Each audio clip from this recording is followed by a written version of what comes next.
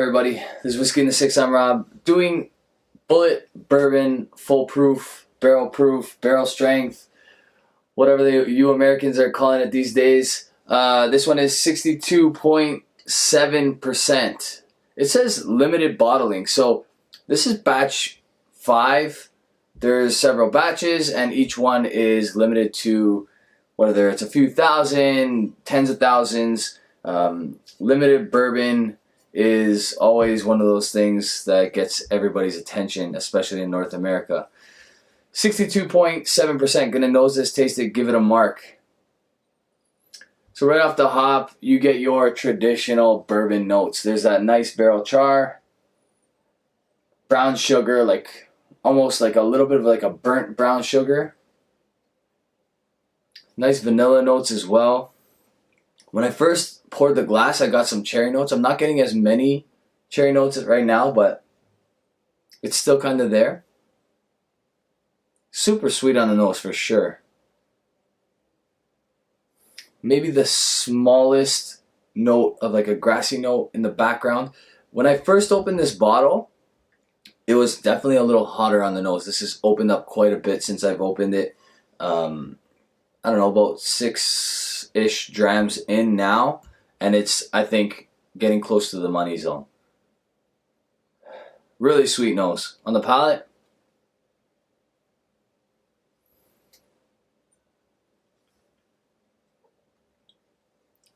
yeah, 62.7%. When I first opened it, took that sip, you could tell it was 62.7. Now it's calmed down a little bit. It's not as hot as it was. I'm actually enjoying it at barrel proof right now.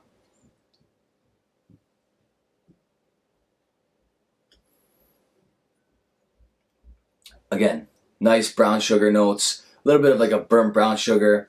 That barrel char really stands out.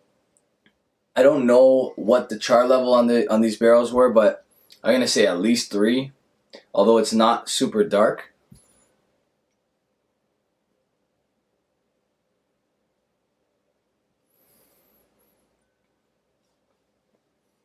Little bit of vanilla. That cherry note does come through a little bit on the palate as well, which is kind of nice. Gonna add a drop of water, and all the Americans are cringing at this point.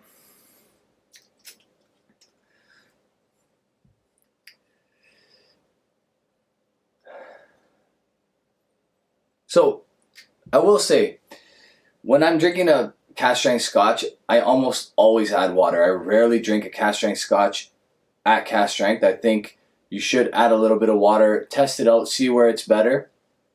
Most times it's better with a little bit of water in the scotch world. I find with bourbon it's the exact opposite. At barrel proof is where it shines. You get all those sugars, all that viscosity, which will, I find, go away with a little bit of water. So let's see if that happens here. The nose mutes a little bit, but you still get that sweetness for sure.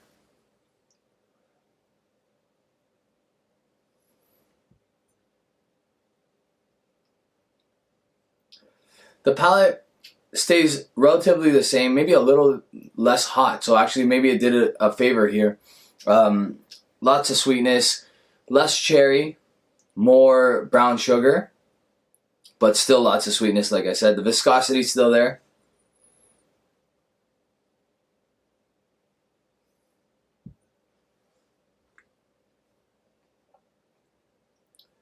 And then you definitely get that nice barrel char. Those sugars that come with that barrel char, I really like that actually.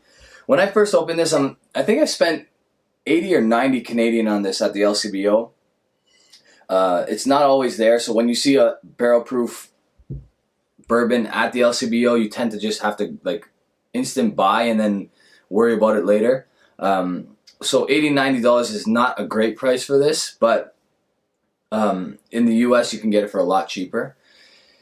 I would say it's worth the price though, in my opinion. At first I didn't think so. I thought I wasted my money, but actually enjoying this right now. I'm going to give this one an 86. I think it's pretty good. Is it my favorite barrel proof bourbon? No, but it's a lot better than I thought it was going to be, and I'll take that for sure. Really good stuff. like I said, 86. I would probably even go as high as an 87. Not much more than that. It does have some heat to it, but I like that fight. I'm a cask strength barrel proof kind of guy, so for me this is pretty good. That's it for me, guys. Like I said, that's an 86, 87. If you like this video, give it a thumbs up. If you really like the video, hit the subscribe button. You can hit the bell to get notifications for when I release a video. You can follow me on Instagram, Twitter, Facebook, and you can support this channel on Patreon. Check out our podcast if you haven't already. It's called The Whiskey Rant, and then it's on all places where you find your podcasts.